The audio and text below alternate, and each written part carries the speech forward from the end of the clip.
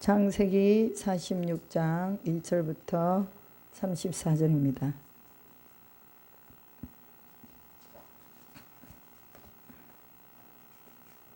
합독하시겠습니다. 이스라엘이 모든 소유를 이끌고 떠나 브엘세바에 이르러 그의 아버지 이삭의 하나님께 희생 제사를 드리니 그 밤에 하나님이 이상 중에 이스라엘에게 나타나 이르시되 야곱아 야곱아 하시는지라. 야곱이 이르되 내가 여기 있나이다 하매 하나님이 이르시되 나는 하나님이라 내 아버지의 하나님이니 애굽으로 내려가기를 두려워하지 말라. 내가 거기서 너로 큰 민족을 이루게 하리라. 내가 너와 함께 애굽으로 내려가겠고 반드시 너를 인도하여 다시 올라올 것이며 요셉이 그의 손으로 내 눈을 감기리라 하셨더라.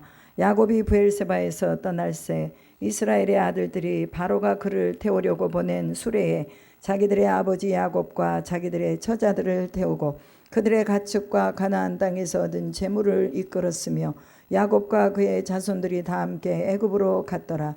이와 같이 애굽이 그 아들들과 손자들과 딸들과 손녀들 곧 그의 모든 자손을 데리고 애굽으로 갔더라. 애굽으로 내려간 이스라엘 가족의 이름은 이러하니라. 야곱과 그의 아들들 곧 야곱의 맏아들 루벤과 루벤의 아들 하녹과 발로와 헤스론과 갈미요 시므온의 아들은 여무엘과 야민과 오악과 야긴과 수알과 가나안 여인의 아들 사울이요 레위의 아들은 게르손과 그앗과 무라리요 유다의 아들 곧 엘과 오난과 셀라와 베레스와 세라니 엘과 오난은 가나안 땅에서 죽었고 베레스의 아들은 헤스론과 하몰이요 이사갈의 아들은 돌라와 부아와 욥과 시므론이요 스불론의 아들은 세렉과 엘론과 알르엘이니 이들은 레아가 밧단 아람에서 야곱에게서 난 자손들이라.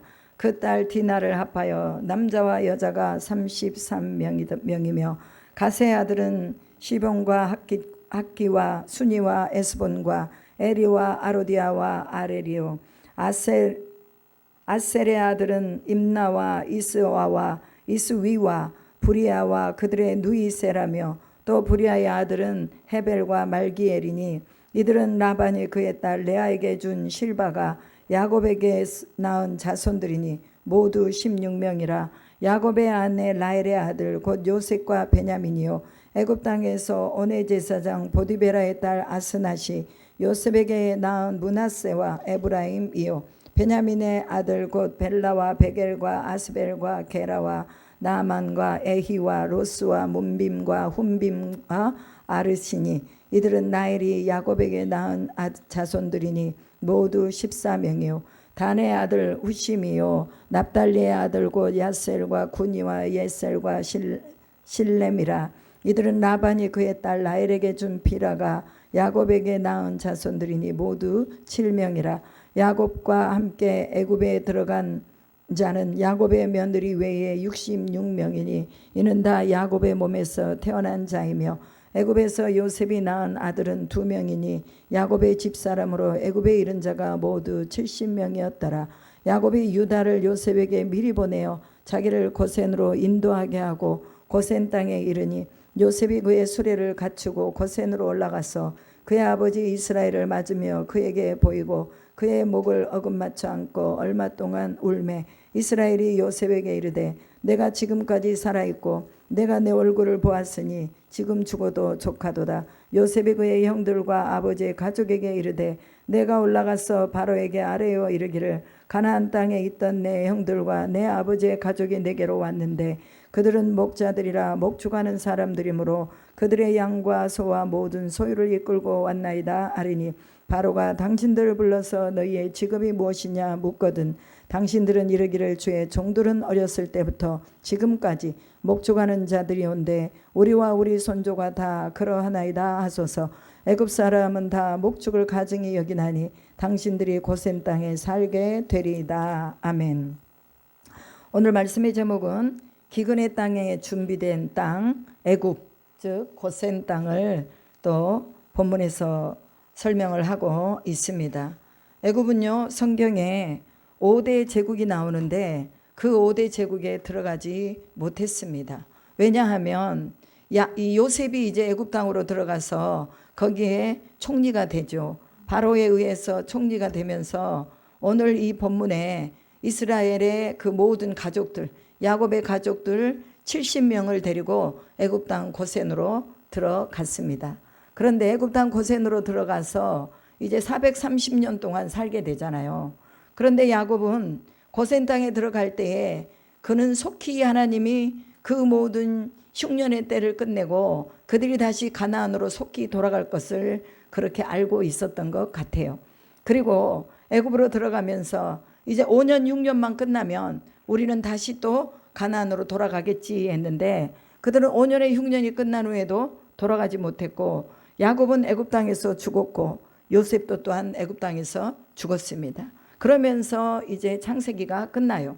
그리고 출애굽기에 보면 레위의 자손 모세를 통해서 하나님께서 이스라엘 백성을 다 이끌어내 가지고 광야를 지나서 어디까지 가게 하세요? 여호수아에서 보듯이 가나안에까지 들어가게 하는 것을 볼 수가 있습니다. 그러면 이 사이에 무슨 일이 있었는가 우리는 성경을 통해서 잘 보고 알고 있습니다. 하나님께서 애굽의 바로 왕에게 너는 내 백성을 보내라. 그리고 저들이 광야에서 나를 섬길 것이다. 즉 희생의 제사를 드릴 것이다. 그랬지만 바로가 허락을 해줬어요? 안 해줬어요? 안 해줬잖아요. 그래서 제일 처음으로 또 이 바로에게 내린 바로와 그 제국에게 내린 재앙이 무엇이었어요? 그것은 피해 재앙이었습니다. 그들이 그렇게도 아끼고 그렇게도 사랑했던 나일강을 피로 하나님이 다 물들여 버린 것을 볼 수 있죠. 여러분 이 애굽은요 자연이라는 그런 키워드를 가지고 경제의 대국을 이룬 나라가 바로 애굽입니다. 그 자연의 대표적인 것이 나일강이라고 말할 수가 있겠죠. 나일강을 통해서 모든 무역의 통로가 되었습니다.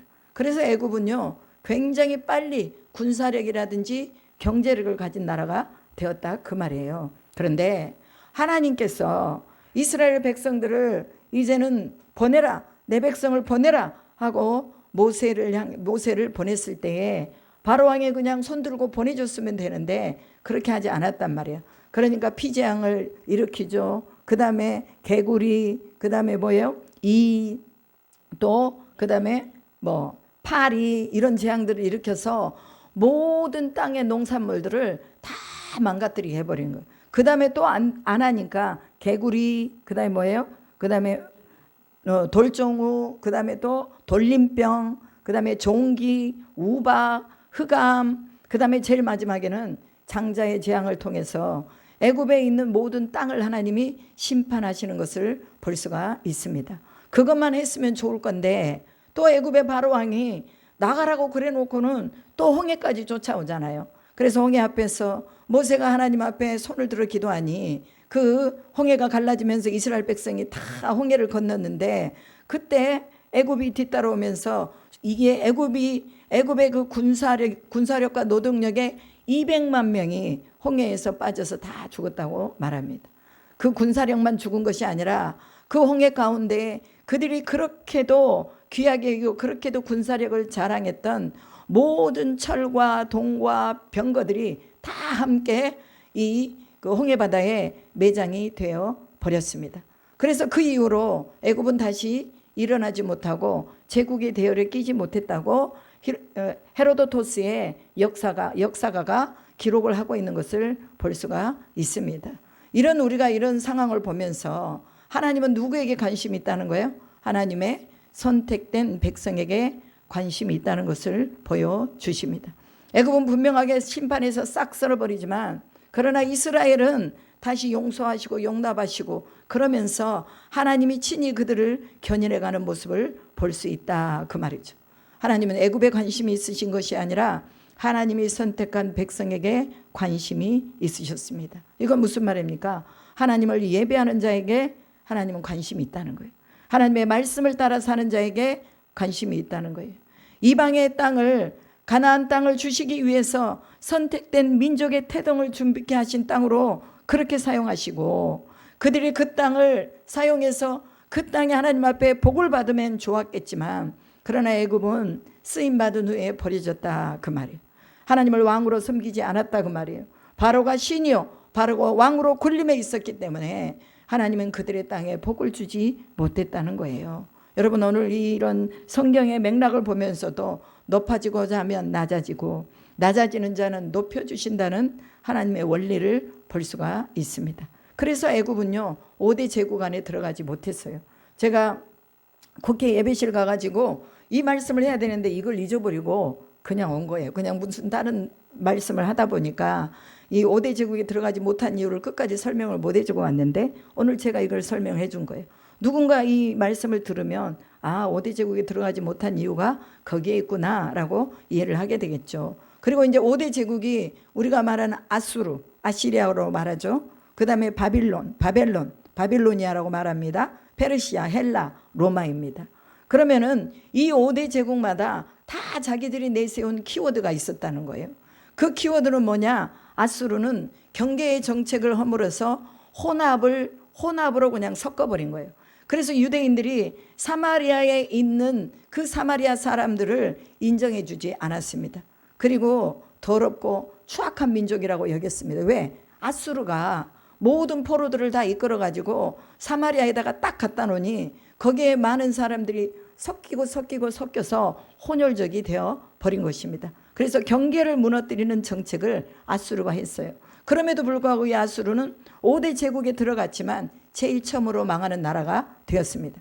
바벨론은 어떠하냐? 바벨론은 이데올로기의 그런 사상을 가지고 교육에 전념을 했습니다. 우리가 아까 잠깐 영상을 봤잖아요. 바벨론이 얼마나 화려한 문화였어요. 그때 당시에 자기가 나올 정도니까 얼마나 이 불을 잘 다스렸고 이 바벨론의 수메르 문화에 의해서 우리 언어들이 다 만들어지는 것을 볼 수 있어요.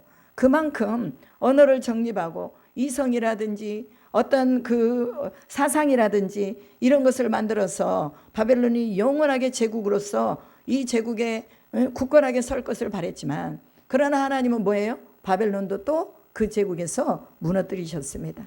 페르시아는 어떻습니까? 페르시아는요 경제 숫자하고 군사 숫자를 정한 나라예요. 그리고 숫자가 많은 쪽이 이긴다 해서 무조건 자기들만의 숫자를 사람들을 만들어내서 다 친화 정책을 편 거예요. 그래서 고레스가 칙령을 내리는데 이스라엘 백성을 자기 땅으로 본국으로 돌아가게 하잖아요. 이게 바로 페르시아의 왕 고레스입니다. 근데 이 고레스를 통해서 이제 수많은 민족들이 다 이제 우리는 바빌로니아에 페르시아에 속해 있지만 그러나 우리는 자치국을 이룰 수 있구나. 그러면서 페르시아에 대한 어떤 경계를 다 허물어 버렸어요. 그럼에도 불구하고 하나님은 페르시아를 또 다시 제국에서 또 제해버리시는 걸 볼 수 있죠. 그리고 어디가 나옵니까? 헬라가 나옵니다. 헬라는 그리스 철학하고 동양의 문화를 융합을 해가지고 무엇을 만들어내느냐? 헬레니즘이라는 문화를 만들어냅니다. 그래서 그리스 로마 신화 우리가 뭐 아이들이 많이 보잖아요. 그러면 그리스에서 만들어진 제우스라든지 그 다음에 헤라라든지 헤로도토스라든지 이런 어떤 신화적인 인물들이 많이 나오면서 헬라의 문화를 이끌어 나가는 걸 볼 수가 있어요. 그리고 그 신들이 다녔던 모든 영역의 이름을 따가지고 그리스라든지 유럽의 전 지역에 어떤 이름들을 붙이는 것을 보면 그만큼 헬레니즘의 문화가 수많은 유럽의 대륙에 영향을 끼쳤다는 것을 볼 수 있죠. 이 헬레니즘의 문화는 로마에까지 영향을 끼칩니다. 그래서 그리스 로마 신화, 그리스와 로마의 신화를 다 이제 그 안에 함축해 가지고 이 로마가 헬라의 문화에 영향을 받았다는 것을 볼 수가 있겠죠. 그러나 그럼에도 불구하고 영원할 것 같은 헬레니즘의 문화도 하나님께서 그 제국을 무너뜨리시는 것을 볼 수 있어요. 어디에 의해서? 로마에 의해서. 그럼 로마는 관용 정책을 펴가지고 이 로마가 각각의 왕들을 세우고 삼두 정치를 하고 그러면서 이 로마가 영원히 갈 것 같았는데 로마도 하나님께서 무너뜨리시는 것을 볼 수 있습니다. 이건 뭐냐? 성경의 5대 제국에 나와 있는 모든 제국들은 다 망했어요. 그러면 어느 제국만 섰습니까? 하나님의 나라, Kingdom of God, 하나님의 나라, 하나님의 제국만이 영원하다는 것을 보여주셨습니다. 그럼 하나님의 제국의 키워드가 뭐냐? 그것은 십자가와 부활과 성령입니다. 제가 이 부분을 잘 설명을 해놨어요. 그래서 이 국회에 가서 여성 기독인에 가가지고 설교를 잘 해놨기 때문에 거기에 나와 있는 걸 여러분들이 좀 보시면 돼요.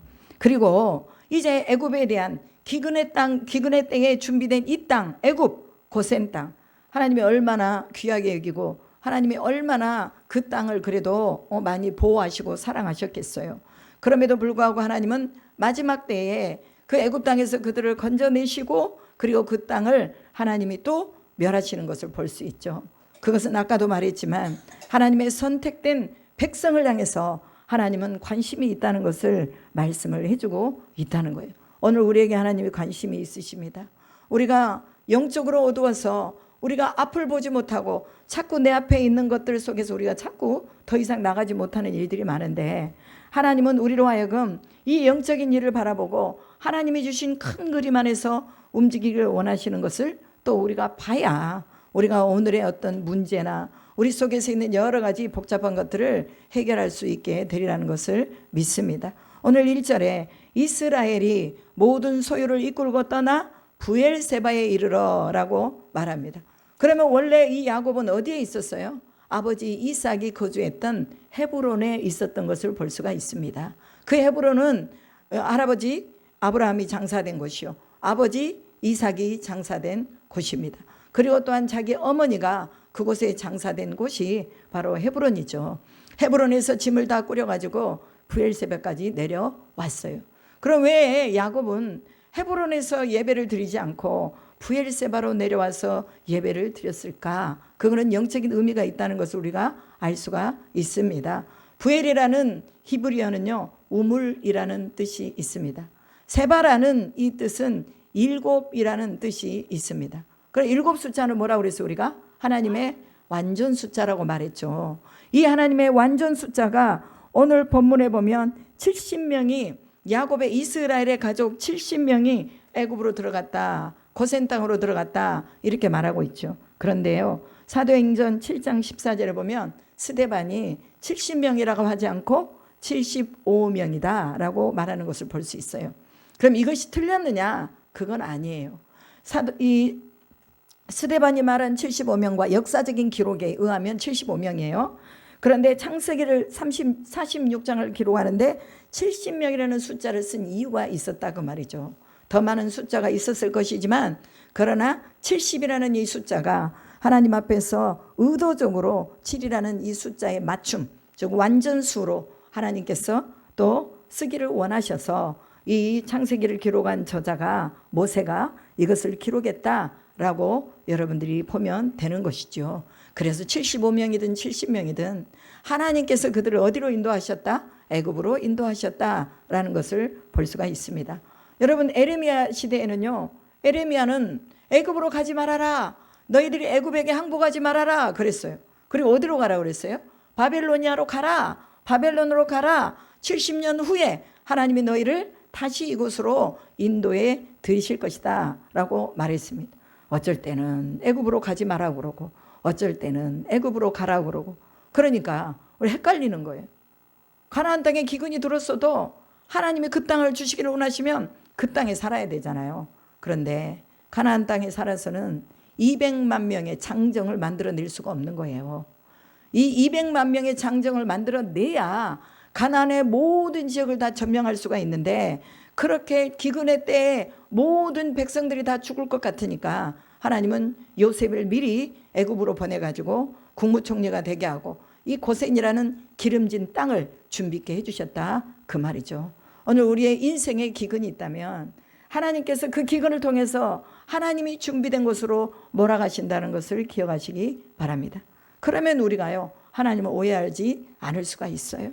그래서 하나님은 이제 이스라엘 민족을 다 이제 준비시켜가지고 이 기근이라는 이 기근을 주셔가지고 애굽 땅, 즉 고센 땅으로 가서 그들의 목축을 또 다 기르게 하고, 그 다음에 또 바로 왕의 목축을 다 기르게 하면서 흉년이 지날 동안에 그 바로 왕이 준 이 곡식을 받아 먹고 잘 사는 것을 볼 수가 있죠. 그런데 왜 부엘세바로 와서 예배를 드렸을까? 왜 부엘세바로 내려와서 희생의 제사를 드렸을까? 헤브론이 하는 부엘세바로 온 이유가 바로 있겠죠. 이것은 바로 7 우물이 있는 부엘세바입니다. 그럼 7이라는 숫자 완전수라고 말했죠. 즉 이 7은 하나님을 의미하고 이 가운데서 예배를 의미하기 때문에 바로 이스라엘이라는 야곱은 굉장히 예배에 대한 중요성을 가지고 있었던 것을 볼 수가 있습니다.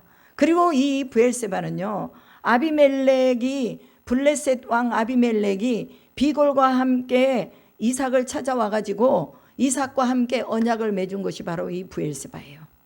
그리고 이 브엘세바는 누가 태어난 곳이에요? 또 이삭이 태어난 곳입니다. 그러기에 바로 이 야곱은 이 브엘세바에 대한 영적인 의미를 두고 그곳 가운데서 아브라함이 영원하신 하나님을 찾은 곳이 바로 브엘세바입니다. 그러기에 야곱은 이것을 중요하게 생각했다는 것을 볼 수가 있지요. 여러분, 오늘 우리가 하나님 앞에 중요하게 생각해야 되는 장소들이 있습니다. 그것은 바로 오늘 우리가 예배드리는 이 예배의 장소요, 또한 우리의 가정에 함께 살고 있는 가정의 장소요, 또한 우리가 함께 교육을 받고 있는 어떤 교육의 장소, 이런 부분들은요 다 우리가 중요하게 생각해야 될 부분들입니다. 그래서 그 아버지 하나님께 뭘 드렸다고 그랬어요?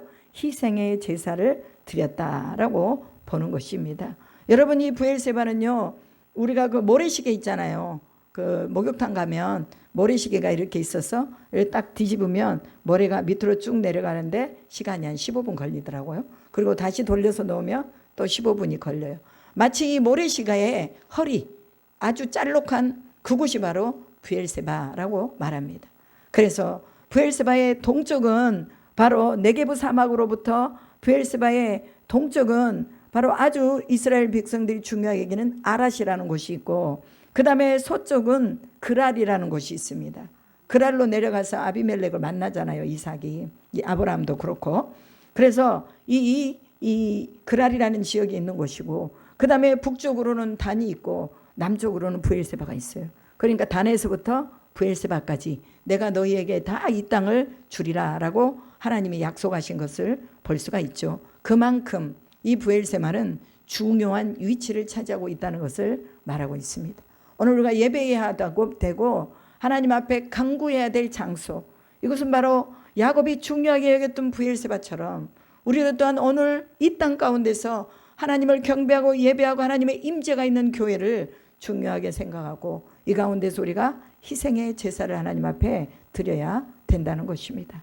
하나님이 그 밤에 이상 중에 이스라엘에게 나타나셨어요. 야곱아 야곱아 부릅니다. 그런데요, 사무엘은 처음에 하나님의 음성이 들렸을 때 하나님의 음성을 알아들었어요? 못 알아들었어요? 못 알아들었잖아요. 그런데 야곱은요, 야곱아 야곱아 하는 이 음성을 그냥 즉방에 알아들었어요. 그러면서 야곱이 내가 여기 있나이다, 내가 여기 있나이다 이렇게 말하는 것을 볼 수 있죠. 야곱은 그만큼 하나님에 대해서 갈망하고 있다는 것을 볼 수가 있습니다. 왜냐하면 이제 평생을 가나안에서 살았는데 하나님 애굽 땅으로 가라는 거예요. 애굽 땅에는 자기 아들 요셉이 있는 땅이지만 그러나 그 안에는 두려움이 있는 거예요.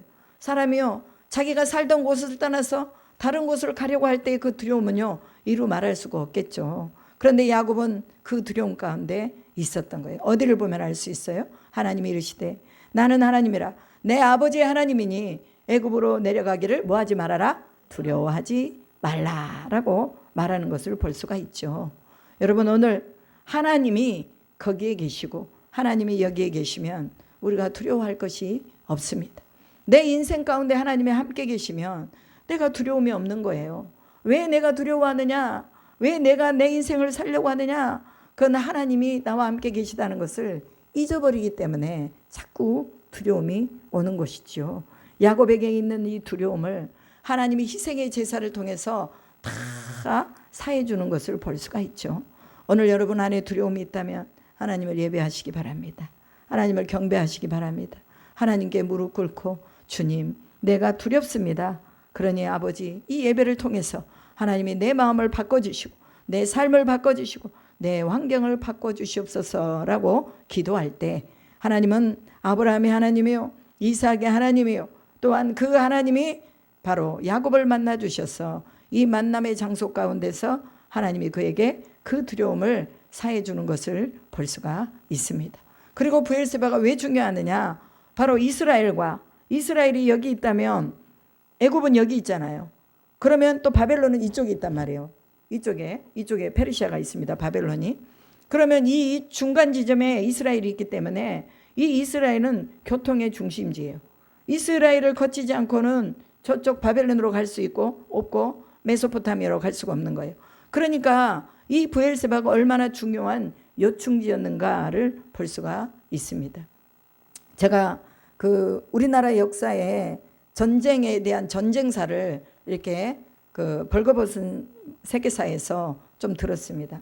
그런데 저는 전쟁을 겪지 않은 세대이기 때문에 전쟁할 때 어디를 어떻게 점령했기 그걸 잘 몰랐는데 벌거벗은 세계사에서 그 영상을 통해서 제가 보면서 마지막 우리가 탈환했던 북한과 싸움에서 탈환했던 그 지역이 백마고지더라고요. 백마고지. 백마고지에서 엄청나게 많은 사람들이 죽었어요. 왜냐하면 중공군들이 쳐들어와 가지고 숫자로 밀어붙이니까 우리나라가 도저히 숫자적으로는 당할 수가 없는 거예요. 그래서 저쪽 평양의 북쪽까지 밀고 올라갔다가 다시 이제는 내려오면서 백마고지까지 딱 왔는데 그 고지를 탈환해버리면 이제 우리는 모두가 다 노출이 되어버리고 이제 우리나라는 저쪽 밑으로 밀려버리는 거예요. 그런데 38선을 긋는 과정에서 똑바로 긋지 않고 이렇게 그어졌잖아요. 이렇게 그어졌는데 이렇게 그은 마지막 지점이 백마고지예요. 우리 군인들이 이 백마고지를 지키기 위해서 수많은 사람들이 죽었더라고요. 그리고 그 백마고지를 지키기 위해서 올라가면서 올라가다가 죽고 밟혀서 죽고 총에 맞아 죽고 그러면서 그 백마고지를 사수했는데 그 백마고지가 바로 뭐냐? 산의 그 끝자락에 있는 거예요. 그러면은 그 백마고지를 탈환하지 못하면은 결국은 뭐냐? 지켜내지 못하면은 결국은 평야로 내려와서 우리나라가 다 노출된다는 거예요. 평야로 내려오면 산이 없기 때문에 비가 온다든지 뭐 한다든지 그러면 다 쓸어서 내려가겠죠. 그러니까 무슨 일이 있어도 우리는 백마고지를 탈환해야 된다. 그리고 군인들이 끝까지 지켰던 그 지역이 백마고지더라고요. 그러면서 제가 그 전쟁사를 보면서 야, 우리나라가 그냥 전쟁하지 않았구나. 마지막까지 이 나라의 긴 안목을 보고 그렇게 전쟁을 했구나. 야, 우리나라 사람들 참 지혜롭다. 그리고 미국의 메가더 장군이라든지 이런 어떤 원조들이 우리나라를 지키게 하는 그런 결과가 되었었어요.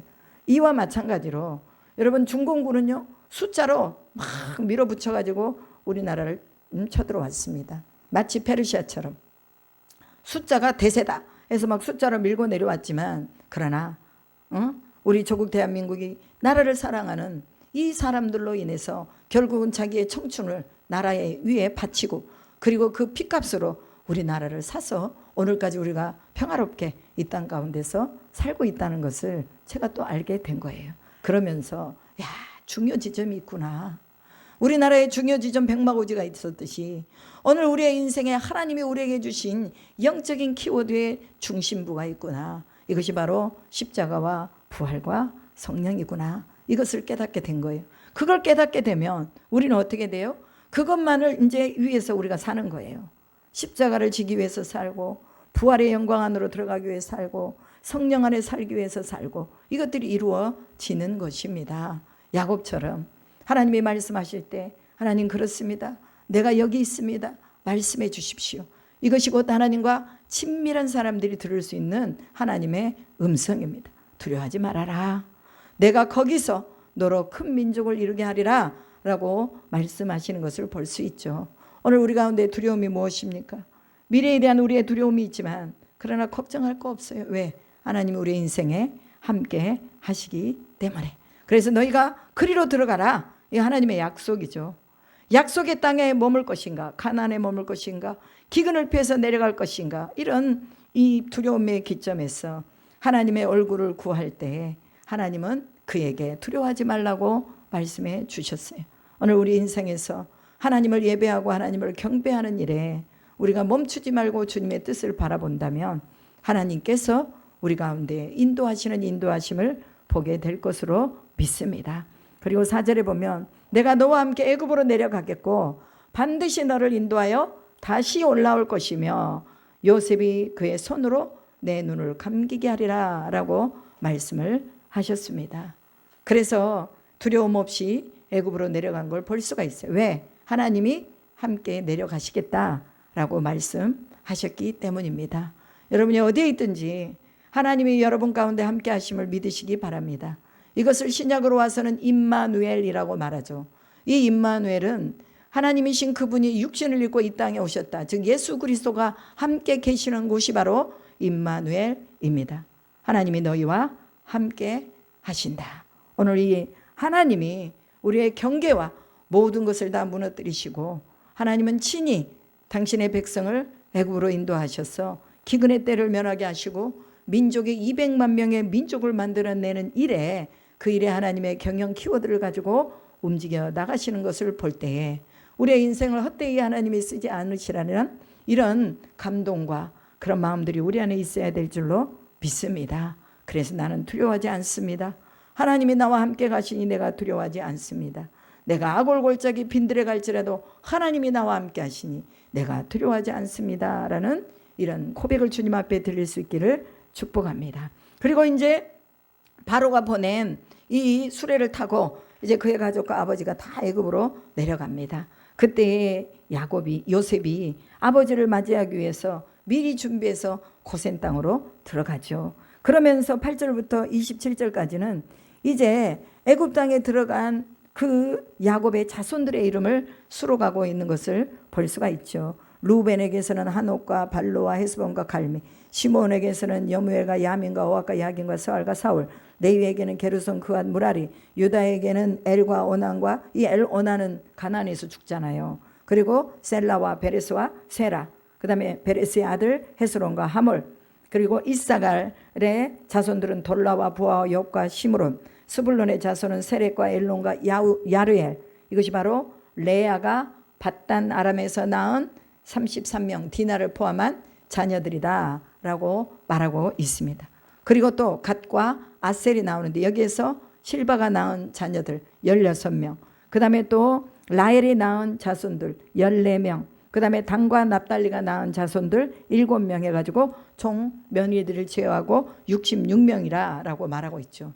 그럼 66명이라 했으면 66명만 해야 되는데 또 마지막에서 애굽에 이른 자가 70명이다 라고 또 수록을 하고 있는 것을 볼 수 있죠. 이 70명은 바로 이제 애굽 땅에 있는 요셉과 요셉의 가족들을 다 해서 포함한 그런 숫자라고 보는 것입니다. 그러면 하나님은 야곱의 12아들을 통해서 12지파를 만들어내잖아요. 그리고 그 12지파를 통해서 200만 명의 민족을 만들어내는 것을 볼 수 있습니다. 이 12지파가 가나안 땅에 그대로 있었다면 200만 명을 만들어낼 수 있었겠느냐? 턱도 없어요.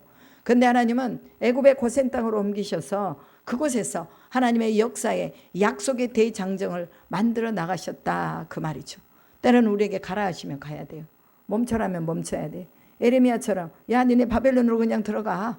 바벨론과 화친해서 그곳을 그냥 살아. 하나님이 70년 후에 너희들을 다시 이곳으로 인도해 오실 거야 라는 말을 들었으면 좋은데 듣지 않고 계속해서 애굽과 함께 뭐 했어요? 교통하고 그들에게 도움을 청했기 때문에 이 유다의 북이스라엘의 마지막 왕 시드기야가 어떻게 됐어요? 죽었잖아요. 그리고 또한 남유다의 그 왕들이 결국은 다 바벨론으로 끌려가 가지고 다 죽었다 그 말이에요. 그래서 오늘 우리는 하나님 앞에 어떻게 순종할 수 있는지를 잘 관찰하고 봐야 될 줄로 믿습니다. 그리고 28절로 34절에 보면 야곱이 유다를 요셉에게 미리 보내서 자기를 고센으로 인도하게 했다라는 것을 볼 수가 있죠. 그럼 왜 유다를 내세웠을까? 베냐민도 있고 또 누구도 있어요? 레위도 있고 또 시므온도 있고 뭐 다 있는데 왜 하나님은 이 야곱은 유다를 내세웠는가? 그것은 야곱이요 허물도 많았어요. 왜냐하면 이 야곱이 자기 며느리와 통관을 해가지고 자식들을 낳잖아요. 그러면 아버지가 보았을 때 유다가 온전한 사람으로 보이겠어요? 그럼에도 불구하고 이 야곱은 유다를 선정해가지고 먼저 자기를 고센 땅으로 인도하도록 요셉을 만나는 접전지역으로 삼았다 그 말이죠. 왜 그랬어요? 그것은 마지막에 이 동생 베냐민의 이 목숨을 대속해서 자기의 목숨을 주고자 했던 이런 마음을 야곱이 보았기 때문에 그래요.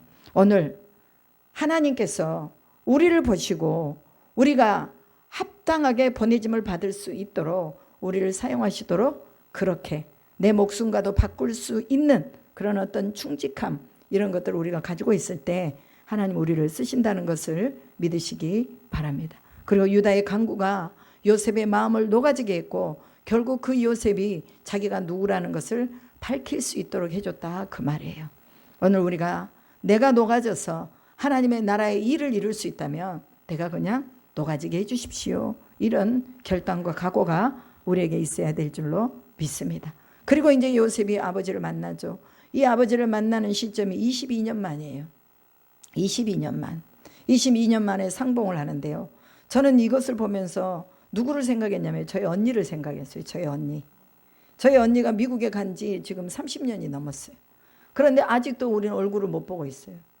왜? 무슨 이유 때문인지 모르겠지만 하여튼 지금은 우리 형부가 아파가지고 움직일 수 없으니까 올 수 없는 상황이고, 그러면 저는 그렇게 기도하죠. 언제 우리 언니를 상봉할 수 있겠는가. 물론 뭐 제가 갈 수도 있겠죠. 언젠가는. 그러나 우리 어머니 살아계실 때 언니가 우리 가운데 와서 같이 상봉하고 같이 예배드릴 수 있는 그날, 함께 이런 그날이 있었으면 좋겠다 이런 마음을 갖는 거예요. 여기는 22년 만에 상봉이지만 저희는 한 30년이 넘는 그 세월 속에 상봉이 이루어질 것이라고 믿습니다. 뭐하면 때를 기다리고 있고 기도하고 있으면 하나님이 그것을 이루실 줄로 믿습니다. 그리고 이제 30절에 보면 이스라엘이 요셉에게 이르되 내가 지금까지 살아있고 내가 내 얼굴을 보았으니 지금 죽어도 족하다라고 말합니다. 야곱이 그동안에 죽을 수 없던 이유가 무엇이었느냐. 이 요셉의 생애에 대해서 알 수도 없었고 자기 사랑하는 이 여인인 이 베냐민이 남겨놓은 이 아들을 끝까지 지키고 싶은 마음도 있었고, 그렇다 보니 자기 마음에 해결되지 않는 그 무언가가 있으니 내가 죽지 못했는데 이제는 내가 죽어도 좋다라는 이런 마음을 갖는 것입니다. 이게 무슨 뜻입니까? 하나님이 자신을 외면하지 않으시고 함께 해주신 증명이 요셉을 통해서 나타난 것이죠. 오늘 우리도 또한 이러한 하나님의 증명, 하나님의 증거가 오늘 우리 안에 올 때까지 우리는 뭐 해야 돼요? 우리의 삶에 충실하며 기도하기를 그치지 않아야 될 줄로 믿습니다.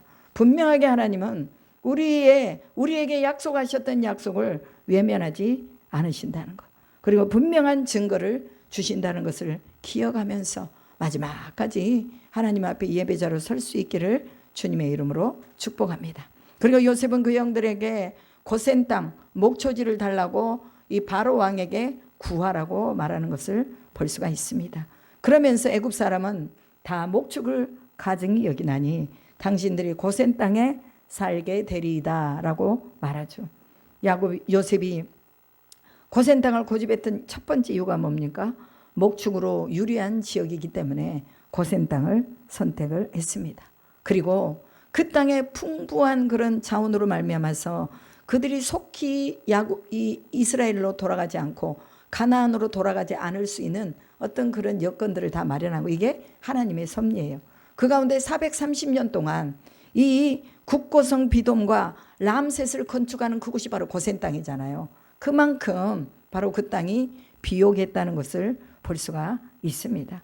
그리고 또한 야곱은 또 다른 어떤 영적인 생각이 또 하나 또 있었어요. 그것은 애굽의 문화와 이스라엘의 이 신앙이 서로 같이 동화되지 않기 위해서 아주 애굽하고는 떨어진 그런 고센 땅에다가 그들의 가족을 거기다가 딱 두는 것을 볼 수가 있죠.